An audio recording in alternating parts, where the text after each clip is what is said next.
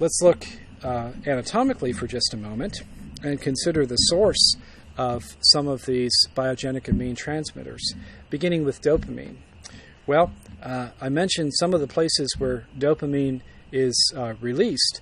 Dopamine is derived from cells that have their cell bodies here in the midbrain, which is at the very top of the brainstem, in a collection of compact cells known as the substantia nigra pars compacta. And right adjacent to that is a region called the ventral tegmental area.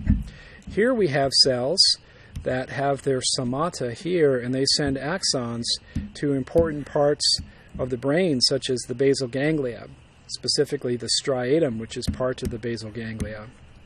And from the ventral tegmental area, projections into medial temporal lobe structures, such as the amygdala, as well as to this ventral and medial aspect of the prefrontal cortex. So dopamine is a very important neuromodulator in all of these places. Here, just to highlight a little bit of neuroanatomy, we have a cross-section through the forebrain, as illustrated in the upper right of this slide, shows you about where we're looking. And I want to draw your attention to the center of this slice. So you'll notice labeled number 11 here, we have this dark substance which sits in the midbrain. And that dark substance is, in fact, the substantia nigra, which, of course, is Latin for dark substance. So here we've got the cell bodies of the neurons that synthesize and release dopamine at some distance at their axon terminals up in the basal ganglia and in the cortex. And in the medial part of this region, where we have dark substance, that's our ventral tegmental area.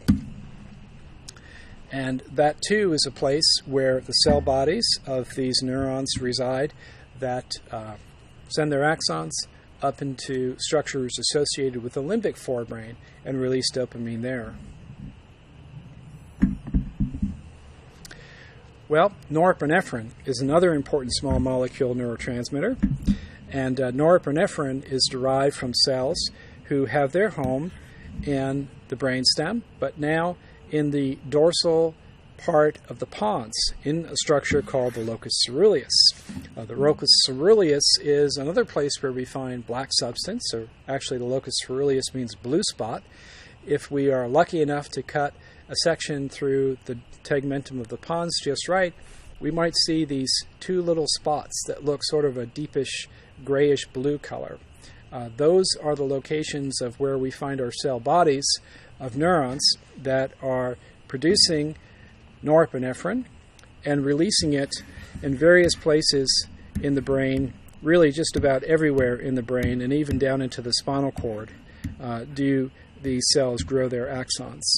So all of these biogenic amines have in common a limited number of cells whose cell bodies are in the brainstem that grow axons that branch and grow profusely throughout various parts of the forebrain, hindbrain, and even the spinal cord. One last example is the neurotransmitter serotonin. So serotonin comes from a group of cells that are found in a couple of different places in the brainstem. They tend to be found right along the midline in a group of nuclei that we call the seam nuclei, or the raphe nuclei. Raphe means seam, so right along a seam where the two sides of the brainstem come together. That's where we find our cell bodies that release serotonin. And as I mentioned, serotonin is a very important neuromodulator. Serotonin appears to be a molecule that when out of proper physiological balance can lead to various affective disorders.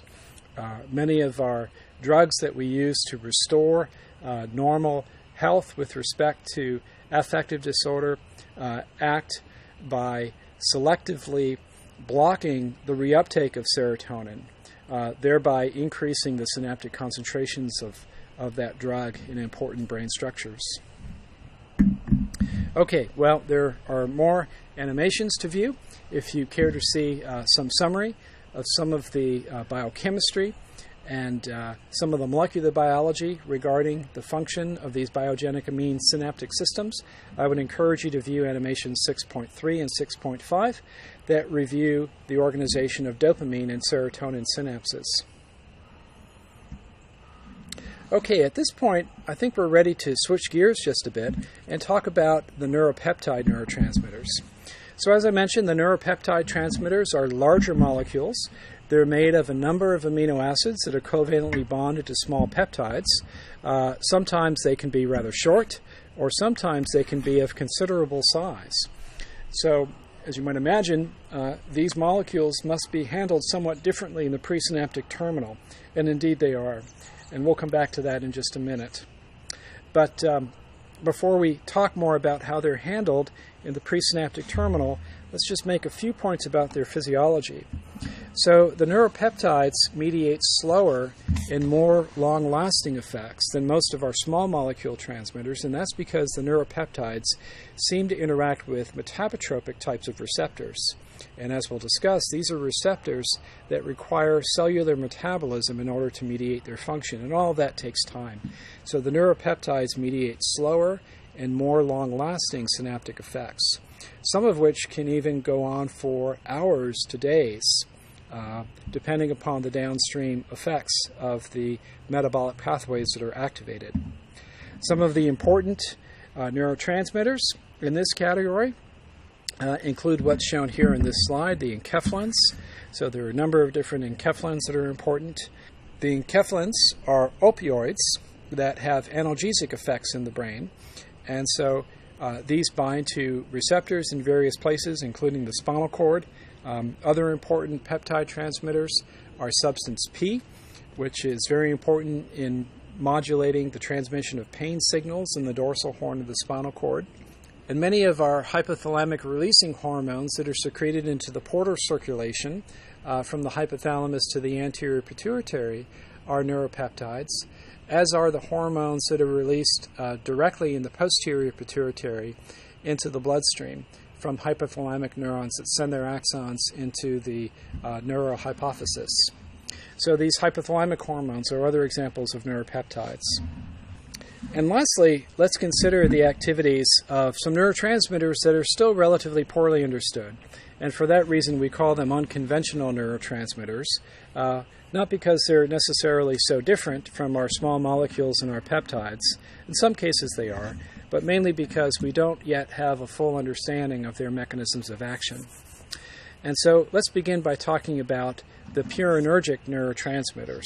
So these include our purines, such as adenosine triphosphate. So you're all familiar with this molecule from your studies of cellular metabolism. You know that ATP is the energy currency for cells. And what you may not have known is that it actually has some biological activity at synapses in the nervous system. So ATP can be co-released with other small molecule neurotransmitters. Once it's in the extracellular space, ATP is typically metabolized into adenosine, and adenosine itself can have its own biological activity.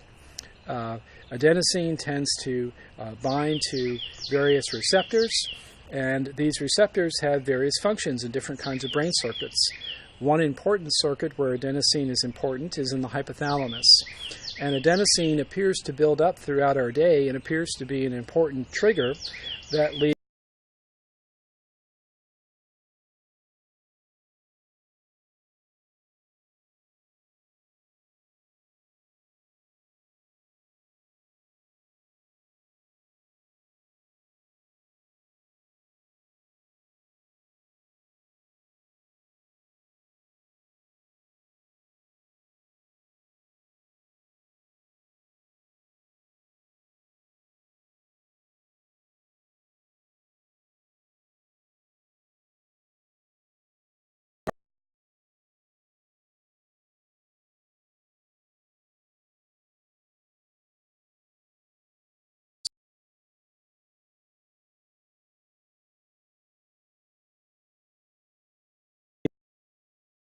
function on brain circuits. Another of these so-called unconventional neurotransmitters that's fairly recently been discovered are a series of molecules that are derived from membrane lipids called endocannabinoids.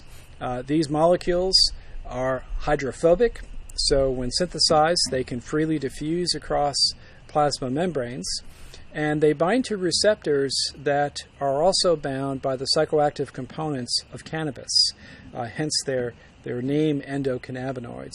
So these include some very interesting receptors, such as the CB1 receptor, which is present in high concentrations in structures associated with the brain's reward system. It's also present throughout the cerebral cortex and in the cerebellum, in the basal ganglia. So lots of places where we think that the drug of abuse, the cannabinoids derived from cannabis, have their effects on cognition and sensory and motor function. So these endocannabinoids seem to have some interesting physiological roles in modulating plasticity, especially plasticity at inhibitory synapses. And you can read more about that in the textbook, if you like, and figure 6.19. We'll come back to this when we talk about mechanisms of synaptic plasticity in a future tutorial. One final neurotransmitter to discuss is nitric oxide. So this truly is an unconventional neurotransmitter in that it's a gas. It's not a solute that can be dissolved in an aqueous medium. It's not a peptide, but rather it's a gas.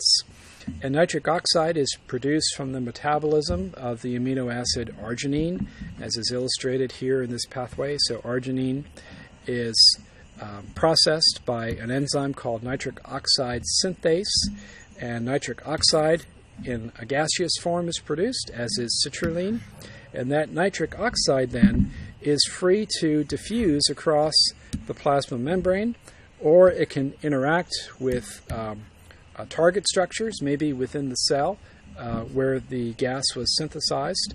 Here in this particular illustration, we're showing the activation of a guanylyl cyclase enzyme, which results in the production of cyclic GMP, one of the important second messenger systems we have within the brain. Now, one of the interesting activities of nitric oxide involves its ability to diffuse freely from, let's say, a postsynaptic cell to a presynaptic cell.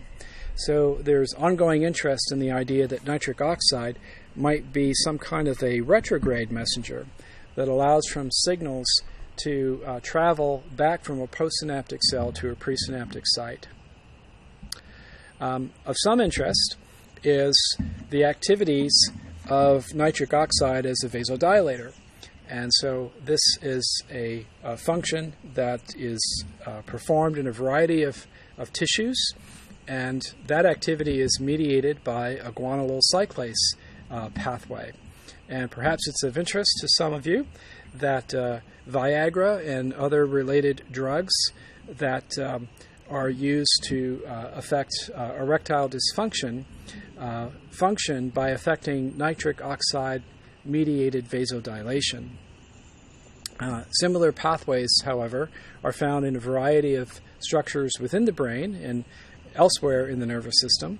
Hence, these drugs can often have side effects, often involve sensory processing. And we'll see why when we talk about the mechanisms of phototransduction, and we'll discover an important role for the guanylyl cyclase pathway within the photoreceptors of our retinas. Okay, well, let's look now at a side-by-side comparison of the processing of small molecule transmitters and peptide transmitters. So I would encourage you to have a look at the table that I've prepared for you in in page 3 of your handout, which talks about the synthesis, the packaging and release, and the removal of neurotransmitter at synapses that use small molecules and peptide transmitters. So with respect to the synthesis, small molecules are synthesized typically in the presynaptic terminal, where there are enzymes that are present that can create the active neurotransmitter right there in the presynaptic terminal. For peptide neurotransmitters, the synthetic pathway is primarily in the cell body, where the peptide is processed like all other peptides through the endoplasmic reticulum, the Golgi apparatus, where various kinds of post-translational modifications may be performed. Meanwhile, this peptide can be packaged into a vesicle of some sort and then transported down the axon.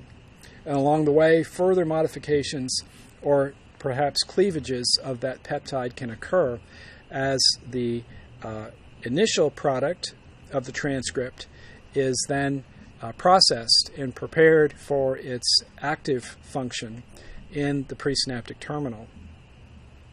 A couple of other differences to note. Small molecule transmitters typically are packaged into vesicles that then are concentrated right along the active zones at the presynaptic membrane, whereas peptide transmitters are often found in vesicles that are diffusing around the presynaptic terminal further away from that active zone.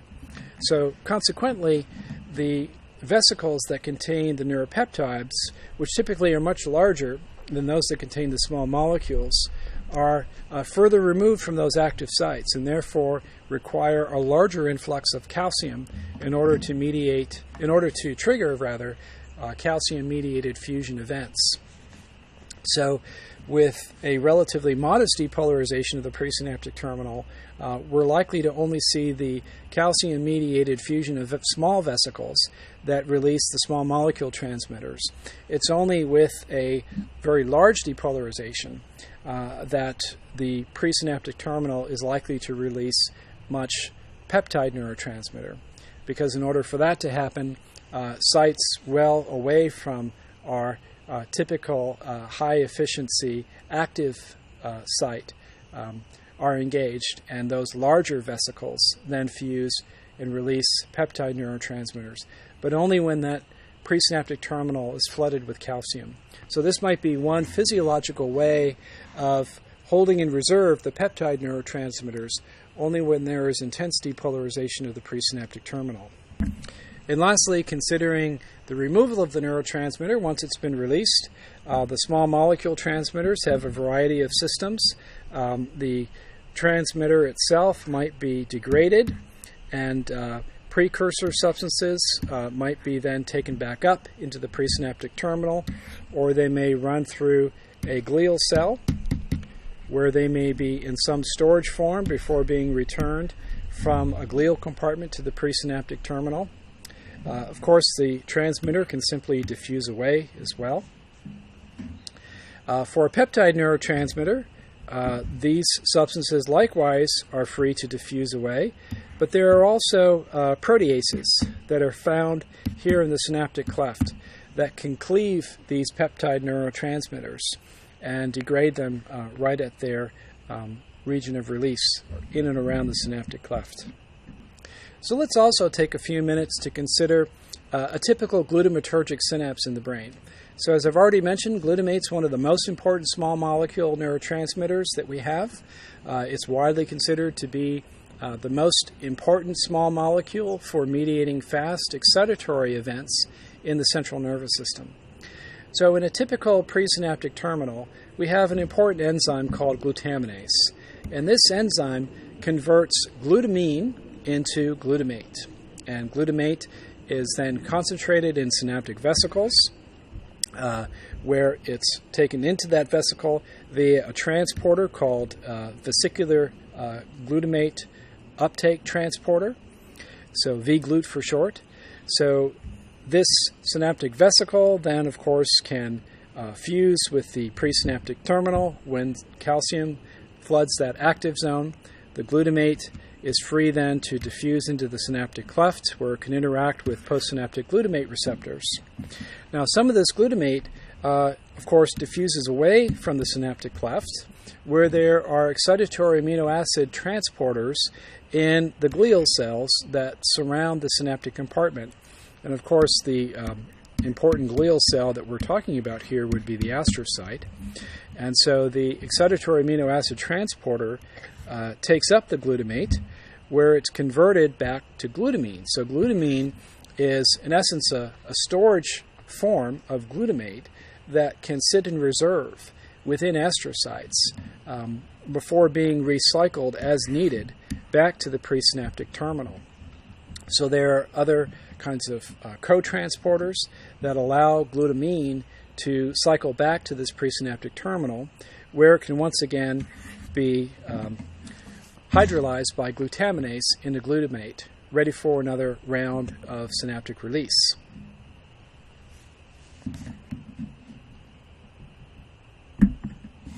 Okay, lastly, let's just make a couple of points here in conclusion. So we've talked about our two classes of neurotransmitters, our small molecules, our peptide transmitters. We've also talked about what we've called some unconventional neurotransmitters. And these neurotransmitters interact with two classes of receptors, our ionotropic receptors, which mediate rapid synaptic events, since the receptor for the ligand is part of an ion channel complex, and there are metabotropic receptors that require the activation of second messenger systems. So they mediate more slowly evolving and potentially longer lasting synaptic effects. Our small molecule transmitters can interact with both kinds of receptors. Our peptide neurotransmitters, as far as we know, only interact with the metabotropic family of receptors. Now, I think from this simple schematic, it should be apparent to you that if we want to understand the postsynaptic activity of a neurotransmitter, we need to know more than simply the identity of that transmitter. It's not enough to know if it's a small molecule or if it's a peptide. So knowing the chemical structure itself is not sufficient to understand the physiology of the effect mediated by that transmitter. One needs to understand something about the receptors that interact with that neurotransmitter in question. So in order to account for the physiological activity of a chemical neurotransmitter, you need to know the receptor. So in our next tutorial, we're going to talk more about the structure and function of both types of receptors, the ionotropic receptors and the metabotropic receptors. And I think you'll be impressed, as I am, with the diversity of effects that can be activated, even by the very same chemical signal. So next time we'll talk about neurotransmitter receptors. I'll see you then.